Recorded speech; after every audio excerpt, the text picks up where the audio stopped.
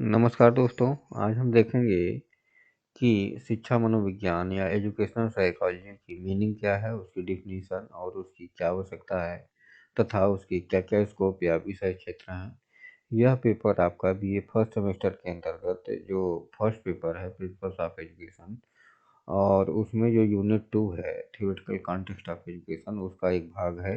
अगर दूसरी यूनिट की सिलेबस को देखें तो उसमें कई चीज़ें हैं जैसे दर्शन, मनोविज्ञान और समाजशास्त्र तीनों चीज़ें पढ़नी है, जिसमें दर्शन हम लोगों ने देखा कि उसमें knowledge, reason, belief and rationality क्या है। अब देखते हैं मनोविज्ञान का अर्थ और जो है उसकी परिभाषा क्या है। किताबों के लिए आप किताबें ले सकते हैं, हिंदी और अंग्रेजी दोनों के बच्चे। हिंदी वाले जो है शिक्षा के सिद्धांत के अंतर्गत doctor Sangeeta R S Pandey या जो है अग्रवाल या अदावल की किताब ले सकते हैं। इंग्लिश वाले आर एस पांडे, जेसी अग्रवाल या भाटिया एंड भाटिया की किताब ले सकते हैं। सेकंड पेपर के लिए भी आप लोग सत्यनारायण दुबे या डॉक्टर नीता सिन्हा की किताब ले सकते हैं। इसी तरीके से इंग्लिश वाले अखिलेश चौबे, आर एस शर्मा या जेसी अग्रवाल की कोई भी किताब ले सकते हैं। अब शिक्षा मनोविज्ञान की बात करें तो शिक्षा मनोविज्ञान देखिए दो शब्दों से मिलकर बना है, एजुकेशन एंड साइकोलॉजी। शिक्षा और मनोविज्ञान। तो शिक्षा का वास्तविक अर्थ जो होता है वह जो है, अगर शाब्दिक अर्थ में बात करें तो एजुकेशन जो है एजुकेटम शब्द से मिलकर बना है, जिसका अर्थ होता है, ये लैटिन भाषा का एजुकेटम शब्द है जिसका अर्थ होता है टू ब्रिंग अप टूगेदर या बाहर निकालने की प्रक्रिया। जो आपके अंदर शक्ति है, जो आपके अंदर अंतर्निहित शक्ति है, उसको बाहर निकालने की प्रक्रिया है। इसको जो है एक तरीके से और डिफाइन करते हैं कि यह दो शब्दों से मिलकर बना है एजुकेशन। ई प्लस ड्यूको, ई का मतलब होता है अंदर से, ड्यूको का मतलब बाहर निकालने की प्रक्रिया। तो जो आपके अंदर जो है अंतर्निहित शक्तियाँ हैं, जो आपकी स्ट्रेंथ है, जो आपके इंटरेस्ट है, जिसमें आप बहुत अच्छा आगे कर सकते हैं, उन्हीं को जो है आगे बढ़ाने का मुख्य काम और जो है उसका जो है एक तरीका जो है शिक्षा के माध्यम से ही संभव है। तो शिक्षा क्या है? आपके जो है अंतर्निहित जो शक्तियाँ हैं उनका विकास करना। गांधी जी जबकि कहते हैं कि जो है व्यक्ति के शरीर, मन और आत्मा का जो है समुचित विकास करना जो है शिक्षा है। लेकिन वास्तव में शिक्षा क्या है? शिक्षा आपके व्यवहार में परिवर्तन की बात करता है कि जो आप सीखते हैं, जो आज आपका व्यवहार है वो कल व्यवहार परिवर्तित हो जाता है, क्योंकि कुछ न कुछ आप सीखते रहते हैं। तो शिक्षा एक तरीके से केवल एक शब्द में अगर परिभाषित करने की बात की जाए तो क्या है? शिक्षा व्यवहार में परिवर्तन। जो आप व्यवहार आज का है वो कल नहीं होगा। तो एक लाइन में केवल शिक्षा व्यवहार में परिवर्तन। मनोविज्ञान को देखें तो मनोविज्ञान को जो है मनोविज्ञान की सही डिफिनीशन पाने के लिए कई जो है स्टेजेज और कई डिकेड से हमको गुजरना पड़ा, तब आज मनोविज्ञान की जो डिफिनीशन है हमको मिली है। जैसे पहले जो है 16वीं शताब्दी में मनोविज्ञान को माना जाता था साइंस ऑफ सोल या आत्मा का विज्ञान। इसमें जो है प्लेटो और डिकार्टे साहब ये लोग जो है कहते थे कि जो है मनोविज्ञान आत्मा का विज्ञान है। तो जो हम आत्मा पर विचार विमर्श करें, आत्मा से संबंधित बातें करें, तो वह मनोविज्ञान की कैटेगरी में आता था। तो शुरुआती जो है 16वीं शताब्दी में माना गया कि मनोविज्ञान आत्मा का विज्ञान है। लेकिन 17वीं शताब्दी तक एक जो है एक चिंतक थे पोम्पोना जी। उन्होंने बताया कि ये जो है साइंस ऑफ माइंड है, मस्तिष्क का विज्ञान है या मन का विज्ञान है। यानी मनोविज्ञान मतलब मन का विज्ञान। तो पंपोनाजी साहब ने कहा कि जो अ, जिस तरीके से आत्मा का स्वरूप निश्चित नहीं होता, उसी तरीके से मन का भी स्वरूप निश्चित नहीं होता। इसलिए जो है मनोविज्ञान को मन का विज्ञान माना गया। 18वीं शताब्दी में आप देखें तो जो है इसमें कई साइकोलॉजिस्ट हुए, जैसे विलियम जेम्स हैं, उंट हैं, सोली साहब हैं। इन लोगों ने माना कि कॉन्शियसनेस है, चेतना का विज्ञान है, या साइंस ऑफ कॉन्शियसनेस जो है साइकोलॉजी को माना कि जो है ये चेतना का विषय है, चेतना का भाग है। इसमें जो है जैसे फ्रायड ने जो है जो सिद्धांत दिया कि जो है आपका जो क्या कहते हैं चेतना होती है वो कॉन्शियस, सबकॉन्शियस, अनकॉन्शियस की बात करता है। तो इस प्रकार से जो है 18वीं शताब्दी में चेतना का विज्ञान माना गया। लेकिन चेतना का विज्ञान भी अपने आप में पूर्ण नहीं था, क्योंकि जो है चेतन के साथ अचेतन की भी बात जो है मनोविज्ञान इसमें होने लगी, और मनोविज्ञान जो है अचेतन की सही परिभाषा नहीं दे सका।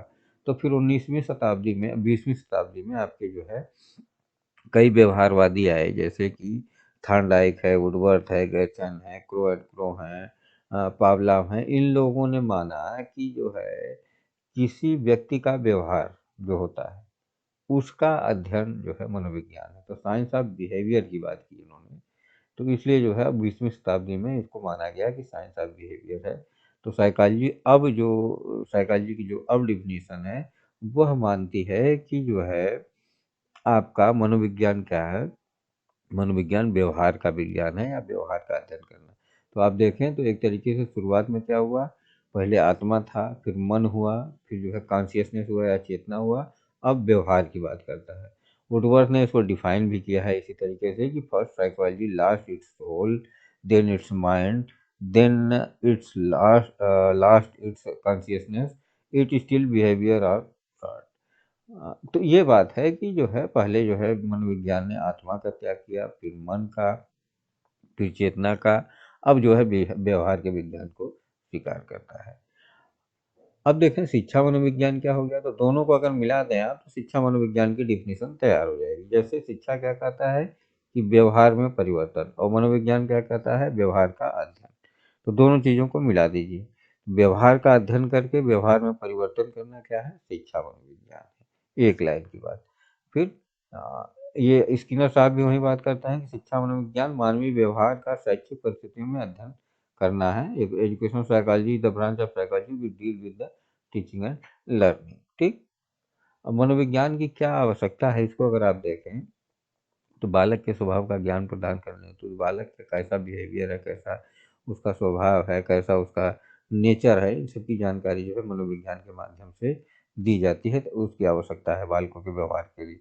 बालक की वृद्धि और विकास के लिए तो बालकों में किस प्रकार की वृद्धि हो रही है, कैसा उनका मानसिक विकास है, शारीरिक विकास है, इसके अध्ययन के लिए भी जो मनोविज्ञान की आवश्यकता पड़ती है। फिर बालक को अपने वातावरण से सामंजस्य स्थापित करने के लिए, तो एक बालक एक जगह से दूसरी जगह जाता है तो उसके व्यवहार में कैसे परिवर्तन हो रहा है, कैसे वो अपने आप को एडजस्ट कर रहा है, इसके लिए भी जो है मनोविज्ञान की आवश्यकता पड़ती है। शिक्षा के स्वरूप, उद्देश्यों और प्रावधान को परिचित कराने के लिए जो है इसकी आवश्यकता पड़ती है कि शिक्षा के उद्देश्य क्या होने चाहिए, किस बालक के लिए कितनी एज है, उसके एज के हिसाब से शिक्षा के उद्देश्य निर्धारित करने पड़ते हैं। तो इसके लिए भी जो है मनोविज्ञान की आवश्यकता पड़ती है। सीखने और सिखाने के सिद्धांतों और की विधियों से अवगत कराना, तो जो सीखने के सिद्धांत है, जैसे पावलाव की थियरी है आपकी जो है, या थॉर्नडाइक की है, स्किनर की है, कोहलर की है, सबकी थियरीज हैं। इन थियरीज को इसमें बताया गया है कि कैसे बालक सीखता है, कैसे अधिगम करता है। तो इन सब की जानकारी भी जो है हमको शिक्षा मनोविज्ञान से मिलती है। फिर है संवेगों के नियंत्रण और शैक्षिक महत्व का अध्ययन। तो जो हमारे संवेग हैं, इमोशंस हैं, हाँ, उस पर कैसे हम नियंत्रण रखें और उनका जो है क्या एजुकेशनल इम्प्लीकेशन है, इसकी भी जानकारी के लिए हम मनोविज्ञान का अध्ययन, शिक्षा मनोविज्ञान का अध्ययन करते हैं। चरित्र निर्माण की विधियों और सिद्धांतों से अवगत कराना, तो चरित्र निर्माण की विधियाँ होती हैं, कैसे हमारा चरित्र बनता है, कैरेक्टर बिल्डिंग कैसे होती है, इन सब की जानकारी के लिए भी जो है आपका शिक्षा मनोविज्ञान आवश्यक है। फिर विद्यालय में पढ़ाए जाने वाले विषयों में छात्र की योग्यता का माप करने की विधियों में प्रशिक्षण देना। हाँ, इसके बाद है शिक्षा मनोविज्ञान के तथ्यों और सिद्धांतों की जानकारी के प्रयोग की जाने वाली वैज्ञानिक विधियों का। तो कई जो है बातें हैं जिससे जो है मिलके बनता है। अब इसका विषय क्षेत्र क्या है, स्कोप या एरिया, आप सब्जेक्ट किन किन विषयों में जो है इसका अध्ययन किया जाता है मनोविज्ञान का, शिक्षा मनोविज्ञान का। तो देखिए पहले स्टडी ऑफ लर्नर, तो जो बालक के जो वृद्धि और विकास है, व्यक्तित्व है, उसकी पर्सनालिटी है, उसका आपका जो है इंटेलिजेंस है, उसकी मोटिवेशन है, उसका जो इंटरेस्ट है, उसका बिहेवियर है, इन सब के अध्ययन के लिए हमको शिक्षा मनोविज्ञान की आवश्यकता पड़ती है। और शिक्षा मनोविज्ञान का एक बहुत बड़ा बृहद क्षेत्र है।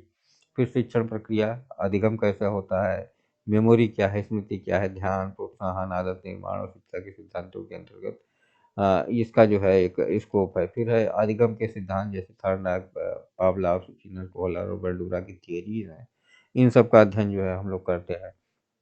प्रेरणा, मोटिवेशन एंड इंटरेस्ट की बात करते हैं, हाँ, कि आंतरिक प्रेरणा क्या है, हाँ, कैसे बच्चे मोटिवेट होते हैं, हाँ, उनका इंटरेस्ट क्या क्या है, व्यक्तिगत भिन्नताएं क्या हैं बालक की, अलग अलग बच्चों की अलग अलग जो है योग्यताएं होती हैं, उनकी क्षमता क्या है, उनकी अभिरुचि क्या है, उनकी पर्सनालिटी क्या है, कैसे सीखते हैं बालक, इन सब की जानकारी भी जो है हमको शिक्षा मनोविज्ञान से मिलती है। फिर मापन और मूल्यांकन, बालक की इंटेलिजेंस कैसे मापी जाए, उसकी कितनी एबिलिटी है कैसे मापी जाए, उसका क्या इंटरेस्ट है, उसकी पर्सनालिटी कैसी है, इन सब के मापन के लिए भी जो है शिक्षा मनोविज्ञान का एक बहुत बड़ा बृहद क्षेत्र है। फिर शिक्षक का व्यवहार, तो शिक्षक का व्यक्तित्व कैसा है, वो अपनी क्लास में कैसे व्यवहार करे, कैसे जो है सब बच्चों को साथ में पढ़ाए, इन सब की जानकारी भी अति आवश्यक है। फिर समूह व्यवहार और अनुशासन, तो एक क्लास में बच्चे कैसे व्यवहार करते हैं, कैसे जो है बच्चे एक दूसरे से बातचीत करते हैं, कैसे एक दूसरे से संबंध बनाते हैं, इन सब की जानकारी भी जो है शिक्षा मनोविज्ञान के माध्यम से मिलती है। समायोजन और परामर्श है। हाँ, तो एक एक स्थान से दूसरे स्थान जाने पर कैसे बालक समायोजित करता है अपने आप को, कैसे कहीं ज़रूरत पड़ती है तो उसको गाइडेंस गाइडेंस दिया जाता है, उसकी काउंसलिंग की जाती है। इन सब की जानकारी भी जो है हमको शिक्षा मनोविज्ञान से मिलती है।